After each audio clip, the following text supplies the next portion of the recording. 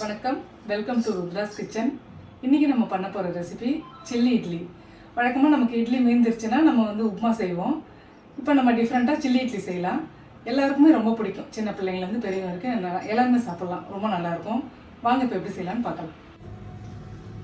Chilli இட்லிக்கு தேவையான பொருள், நான் ஒரு 10 இட்லி எடுத்திருக்கேன். இப்படி கட் பண்ணி வச்சுக்கோங்க.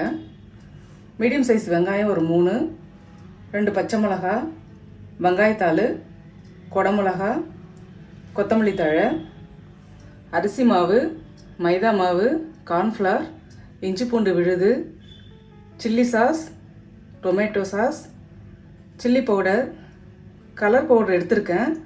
இது ஆப்ஷன் தான், உங்களுக்கு வேண்டான்னா நீங்கள் போட வேண்டாம். சோயா சாஸ், தேவையான அளவு உப்பு, ஒரு முட்டை. இப்போ வாங்க எப்படி செய்யலான்னு பார்க்கலாம். ஃபஸ்ட்டு சாஸ் ரெடி பண்ணிக்கலாம். Cornflour 2 spoon, tomato sauce,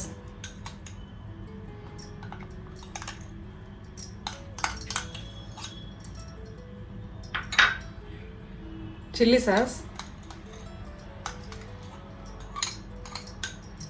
2 spoon எடுத்திருக்கேன். நீங்கள் ஸ்வீட்டாக சாப்பிட்ணுன்னா இன்னொரு ஸ்பூன் எக்ஸ்ட்ரா கூட போட்டுக்கலாம். சோயா சாஸ்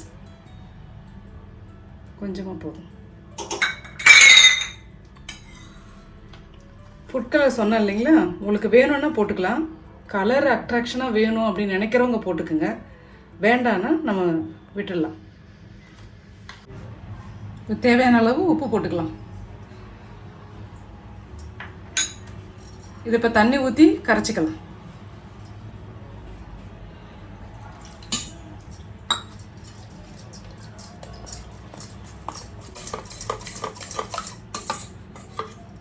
கரைச்சி வச்சுக்கோங்க.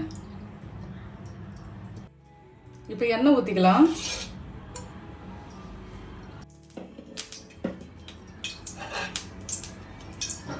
வெங்காயம் போட்டுக்கலாம்.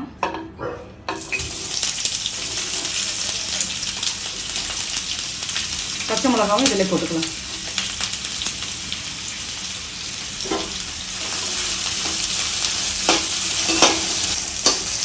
இந்த அளவு வதங்கினா போதும். இப்போ நான் ஒரு 1/4 ஸ்பூன் தான் போடுறேன் மிளகாத்தூள். பசங்க சாப்பிட்ற மாதிரினா இன்னும் கொஞ்சம் கூட கம்மி பண்ணிடலாம்.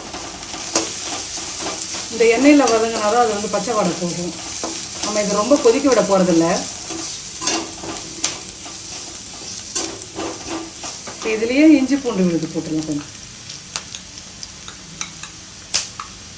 இவ்வளோ போதும்.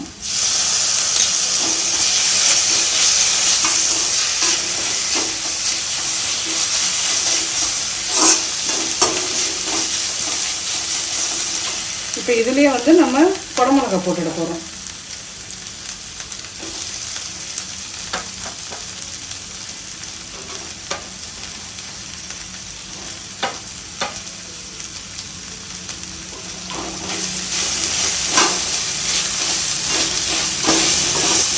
இப்போ இந்த அளவு இருக்கும்போது நம்ம இதை கரைச்சி வச்சுருக்கோம் இல்லையா, இந்த மசாலா, இதை நம்ம இதில் விட்டுக்கலாம்.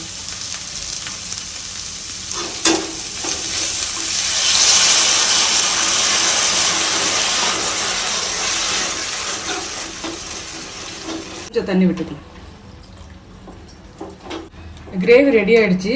இப்போ இது ரெடி ஆனதுக்கு அப்புறம் தான் நம்ம அந்த மசாலா போட்டு இட்லியை பொரிச்சு எடுக்க போகிறோம். இப்போ இந்த இட்லிக்கு தேவையான மசாலாவை மிக்ஸ் பண்ணி பொரிச்சு எடுத்துக்கலாம்.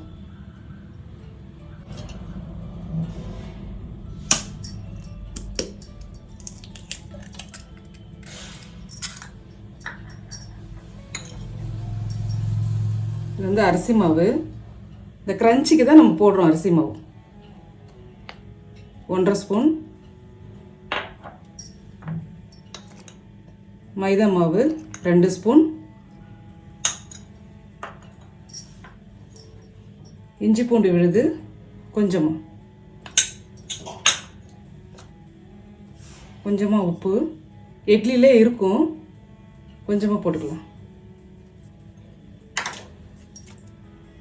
கொஞ்சம் சில்லி பவுடர் போதும். கொஞ்சமாக தண்ணி ஊற்றி கிளறி வச்சுக்கலாம்.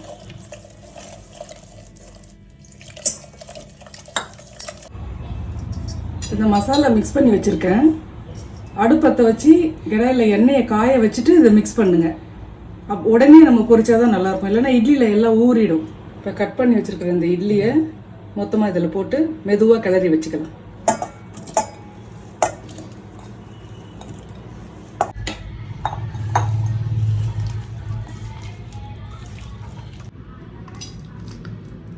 இந்த அளவு பொரிச்சு இப்போ இட்லியை பொரிச்சு எடுத்துக்கலாம்.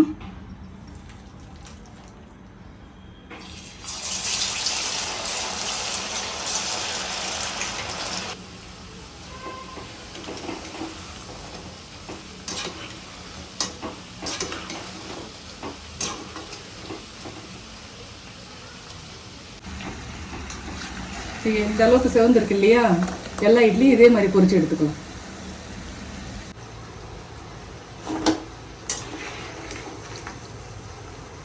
இப்போ எல்லா இட்லியும் பொரிச்சு வச்சுக்கிட்டோம்.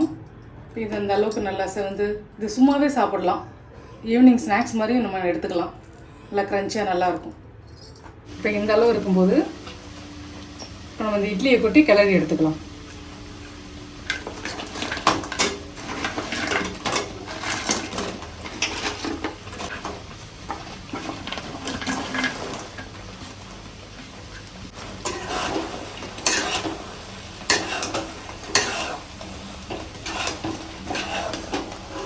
அடுப்பு ஆஃப் பண்ணிக்கலாம்.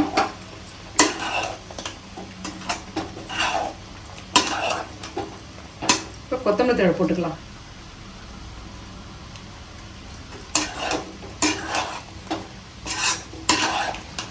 இது மேலே ஸ்ப்ரிங் ஆனியன் போட்டுக்கலாம்.